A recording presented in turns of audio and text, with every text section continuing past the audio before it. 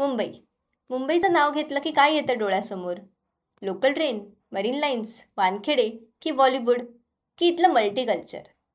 मुंबईच्या मनात मराठी आहेच, पण तरीही मुंबईने अनेक कल्चर्स, ट्रेडिशन्स आणि खाद्यपरंपरांना आपल्यात सामावून घेतलंय. आणि एका अस्सल मुंबईकरासाठी मुंबईला एक वेगळीच गोड चव आहे. ती म्हणजे इराणी चहा आणि ब्रुन मस्काची. नमस्कार, मी जुई आणि ही कहाणी आहे मुंबईतल्या इराणी कॅफेंची. ही फक्त खाण्याची ठिकाणं नाही आहेत.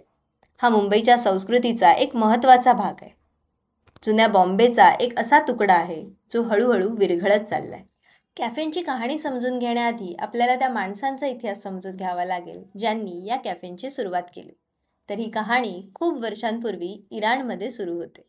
इराणमध्ये 16व्या शतकापासून झोराष्ट्रियन आणि इतर अल्पसंख्याक समुदायांना धार्मिक छळाला सामोरं जावं लागलं. विशेषतः काझर राजवटीत त्यांच्यावर अनेक निर्बंध लादले गेले, ज्यामुळे त्यांचं जीवन खूपच कठीण झालं. धार्मिक स्वातंत्र्य आणि सुरक्षितता गमावल्यानंतर अनेक इराणी कुटुंबियांनी इराण सोडण्याचा निर्णय घेतला. मग बॉम्बे हे त्यांच्यासाठी दुसरं घर बनलं, कारण इथे ब्रिटिश राजवटीमुळे एक धार्मिक सहिष्णुता होती.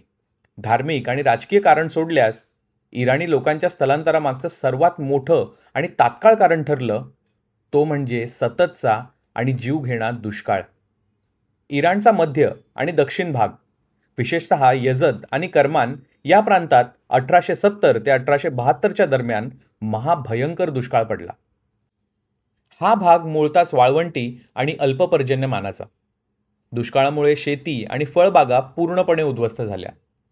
यजदसारखी शहरे जी त्यांच्या उत्कृष्ट बागांसाठी ओळखली जायची, पण दुष्काळामुळे ती आर्थिकदृष्ट्या कोलमडून गेली.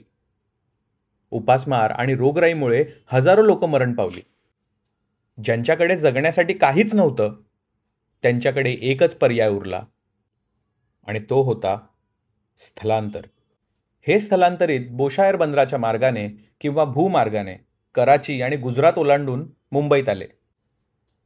तेव्हा ब्रिटिश राज होतं आणि मुंबई हे खूप मोठं विकसित बंदर शहर म्हणजे पोर्ट सिटी होतं. आर्थिक संधी शोधत ते गजबजलेल्या शहरात आले. त्यांच्याकडे फारसे पैसे नव्हते, पण कष्ट करण्याची तयारी होती. मग प्रश्न पडतो की कॅफे सुरू करायचा विचार या स्थलांतरितांच्या मनात आला कसा? तर याचं उत्तर दडलंय त्यांच्या इराणी संस्कृती आणि जागेच्या सोयीमध्ये. इराणमध्ये कौवाखाना किंवा कॅफे हाऊसेसची परंपरा होती. मुंबईत आल्यावर त्यांना एक स्वस्त आणि जास्त चालणारा व्यवसाय हवा होता. ब्रिटिशांमुळे चहा हा कामगार वर्गात फार लोकप्रिय होत होता. त्यामुळे जागोजागी टी स्टॉलची संकल्पना उभी राहिली. आणि या कॅफे मालकांनी जागा कुठे घेतली? तर कोपऱ्यावरची जागा. एक मनोरंजक गोष्ट अशी की भारतीय व्यापारी कोपऱ्यावरील जागेला अशुभ मानायचे.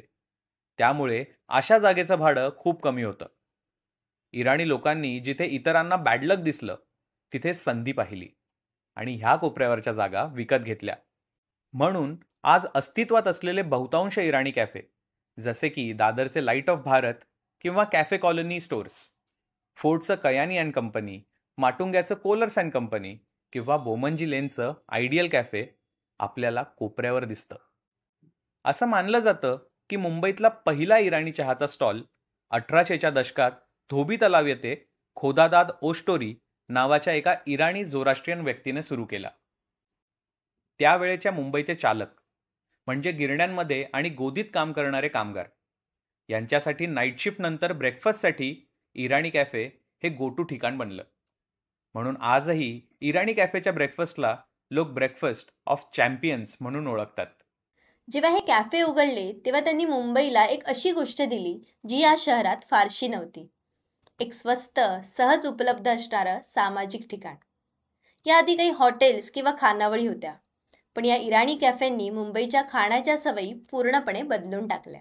गिरणी कामगार किंवा ऑफिसवाल्यांसाठी घट्ट, गोड आणि दुधाळ इराणी चहा, त्यासोबत कडक कवच असलेला भरपूर बटर लावलेला ब्रेड म्हणजेच ब्रुन मस्का किंवा मऊ बन असलेला बन मस्का हा पोट भरणारा आणि स्वस्त नाश्ता बनला. इराणी कॅफेंचा खिमा पाव, मसालेदार मटणाचा खिमा आणि पाव हा तर शहराचा कम्फर्ट फूड झाला. इराणी कॅफेंमधले सगळेच पदार्थ, मग तो सल्ली मटण पाव असो किंवा बेरी पुलाव, चिकन सँडविच असो किंवा मटण घोटाळा, आईस्क्रीम सोडा असो किंवा रेड जेली ग्लास, सगळंच मुंबईकरांच्या पोटाची आणि जिभेची चव भागवणारं होतं. ह्याच इराणी कॅफेंनी मुंबईला नवीन बेकरी पदार्थांची ओळख करून दिली. बटररी, वेलचीचा सुगंध असलेला मावा केक, तोंडात विरघळणारे खारी बिस्किट आणि वेगवेगळ्या प्रकारचे पॅटीस इथे मिळू लागले. त्यांच्यातल्या बेकिंगची कला त्यांना मूळ भूमीतून म्हणजे यजदमधून आली होती. फूडसोबतच या कॅफेंची रचना देखील खास होती. उंच छत, हळू फिरणारे पंखे, मार्बल टॉप टेबल आणि विशिष्ट बेंटवूडच्या खुर्च्या. इथे श्रीमंत आणि गरीब, इंग्रज आणि भारतीय सगळेच जण एकत्र बसून बनमस्का आणि दुधाळ चहा प्यायचे. स्वातंत्र्योत्तर काळात मुंबईत 350हून अधिक इराणी कॅफेंची संख्या होती. पण आजची परिस्थिती पाहिली तर मन उदास होतं. आज मूळ इराणी कॅफेंची संख्या 25 ते 30 पर्यंत खाली आली आहे. याचं मुख्य कारण म्हणजे पैसा आणि काळानुसार झालेले बदल. ज्या कोपऱ्यावरील जागा एकेकाळी स्वस्त होत्या त्या आता प्राईम रिअल इस्टेट बनल्या आहेत. मालकांनी जर ह्या जागा विकायला काढल्या तर त्यांना आयुष्यभरासाठी पुरतील इतके पैसे मिळतात. इराणी कुटुंबातली नवीन पिढी आता शिक्षण घेण्यासाठी बाहेरच्या जगात गेली आहे. त्यांना दिवसभर कॅश काउंटरवर बसून कॅफे चालवण्याची धडपड करायची नसेल. 1991च्या LPG रिफॉर्मने लहान मोठ्या गोष्टींसोबतच देशाची आणि मुंबईची खाद्यपरंपरासुद्धा बदलली. आता फास्ट फूड चेन आणि मॉडर्न कॅफे शॉप्स आलेत, ज्यांनी स्पर्धेचं स्वरूप पूर्णपणे बदलून टाकलं.